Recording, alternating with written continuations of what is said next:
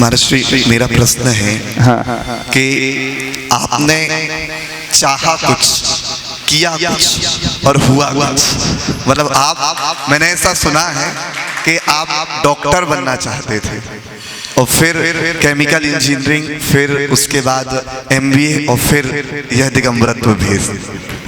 तो क्या ये सच है, आप डॉक्टर बनना चाहते थे? तो क्यों आपने जब सोचा था डॉक्टर बनने का? तो शुरुआत में तो हमारी भावना थी हमें मेडिकल लाइन में ही जाना है।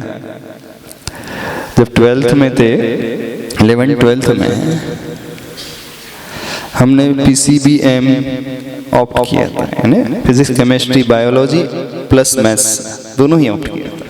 क्योंकि महाराष्ट्र में ऐसा ही चलता है, कुछ स्टूडेंट्स दोनों ही फील्ड ऑप्ट कर लेते हैं और हैं, पर 0.5% से कट ऑफ ऊपर चला गया था। 92% में कट ऑफ हो गया था, 91.6 हमारा आया था, तो उसमें MBBS में एडमिशन नहीं मिल पाया था। हाँ, BDS में तो एडमिशन मिल रहा था, फिर सोचा BDS में जाकर के क्या करेंगे। वो बाय चांस सेकंड ऑप्शन रखना पड़ता है ना, तो सेकंड ऑप्शन मैथमेटिक्स का भी था, PCM वाला भी था। तो चाहा तो मेडिकल फील्ड की थी, लेकिन लैंड इंजीनियरिंग फील्ड में हो गए। वैसे इंडिया में बहुत ऐसा ही होता है, व्यक्ति जो चाहता है उसे मिलता नहीं है। फिर वो जो सेकंड ऑप्शन होता है उसको अपना प्राइम ऑप्शन मान करके चलने लगता है। लेकिन जो भी हमारे मन में रहता है वो किसी ना किसी रूप में कहीं ना कहीं से घूम फिर करके तो आ ही जाता है। ये ऑप्शन था, ये लक्ष्य था तो लौकिक क्षेत्र का था, बेसिकली स्टडी करने का था। अब वो नहीं मिल पाया तो दूसरा हमने चुन लिया, लेकिन वो हमारे मन का तो था ही नहीं। और ऐसा बहुत सारों के साथ होता है, खासकर स्टूडेंट लाइफ में। वो जो भी डिग्री लेते हैं बाय चॉइस नहीं लेते हैं, उन्हें बाय चांस मिलती है। चॉइस से मिलने वाले बहुत दुर्लभ होते हैं, जिन्हें जो चाहे मिल जाए। सबका लक इतना फेवर नहीं करता है।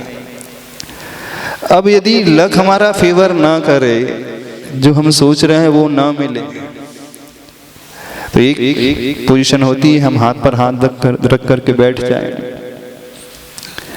अथवा डिप्रेशन में चले जाए, ये सोचने लगे नेगेटिविटी से भर ले, अब तो लाइफ में कुछ बचा ही नहीं, इतनी मेहनत की हमें मिला ही नहीं जो चाहा।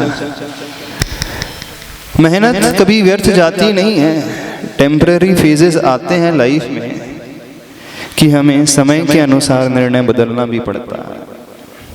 फिर निर्णय बदल लिया, लेकिन वो डिग्री भी अब हमारे लिए ठीक थी नहीं, ऐसा लग रहा था। फिर उसके बाद डिग्री कंप्लीट होने के बाद फिर एक और ट्रैक फिर से चेंज हुआ, फिर फाइनेंस लाइन का ट्रैक आ गया, बिजनेस। उसमें आगे बढ़ते चले गए, पर जो एम था डॉक्टर बनने का, इलाज करने का, वो एम तो फुलफिल हो ही गया। पहले शरीर का इलाज करते, अब आत्मा का इलाज कर रहे हैं। डॉक्टर भी क्या करता है, दूसरों को देखता है, उनके रोगों को पहचानता है, डायग्नोस करता है, फिर ट्रीटमेंट बतलाता है, दवाइयाँ देता है। डॉक्टर जो होता है सिर्फ फिजिकल बॉडी तक सीमित रहता है, शरीर तक सीमित रहता है। लेकिन कुछ डॉक्टर होते हैं वो उस बॉडी से भी अंदर चले जाते हैं, वो आत्मा के डॉक्टर बन जाते हैं। आत्मा के जो रोग हैं उसे निकालने की बात करने लगते हैं। अल्टीमेटली हो तो वही रहा है, शरीर की विकृति अलग की रह जाती है उसमें, अब इसमें और मेन कॉज जो है जिससे बीमारी शरीर में पैदा होती है, मन की विकृति को अलग करना, आत्मा की विकृति को अलग करना, यानी हमारे विचारों में जो उटपटांग आ जाता है, विचार जो खराब पैदा होने लगते हैं, उन विचारों को कैसा परिष्कृत किया जाए, कैसा सुधारा जाए, ये भी तो कार्य एक साइकोलॉजिस्ट करता है कि नहीं?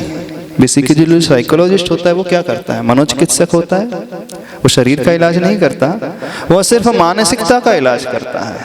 और जिसकी मानसिकता व्यवस्थित हो गई, जिसकी धारणा, जिसकी सोच, जिसका विचार अच्छा हो गया, उसका जीवन भी, उसका मन भी अच्छा हो जाता है। और जब मन अच्छा होने लगता है तो दोनों ही अच्छी चीज होने लगती है।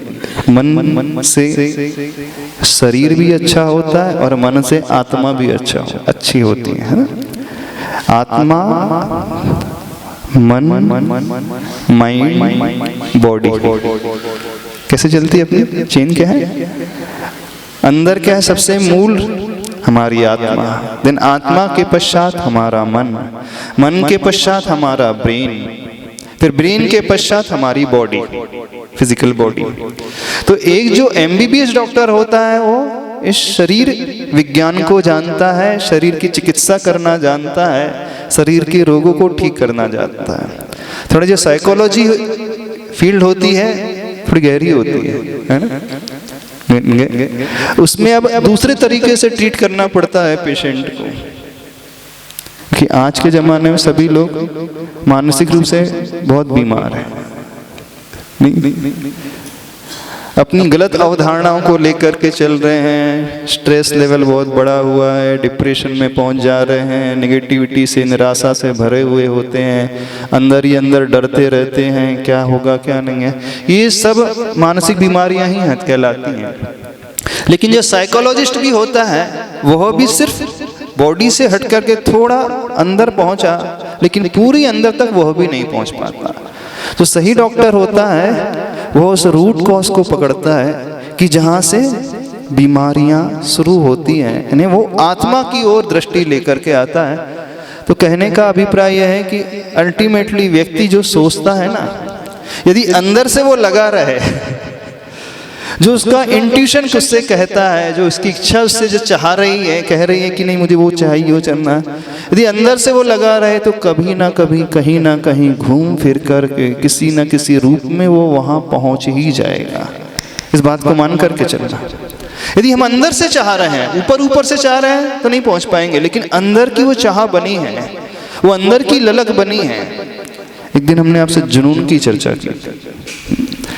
जब जुनून होता है महाराज जी तो व्यक्ति वहां अपने लक्ष्य तक पहुंच ही जाता है। हाँ बोलो।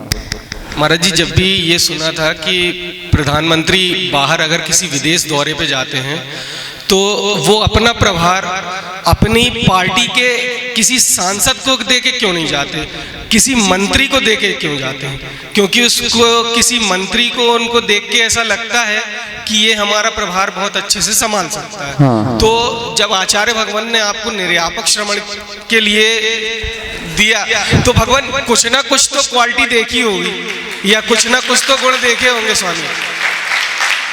तो गुरुवर जाने क्या देखा, हमें तो पता नहीं।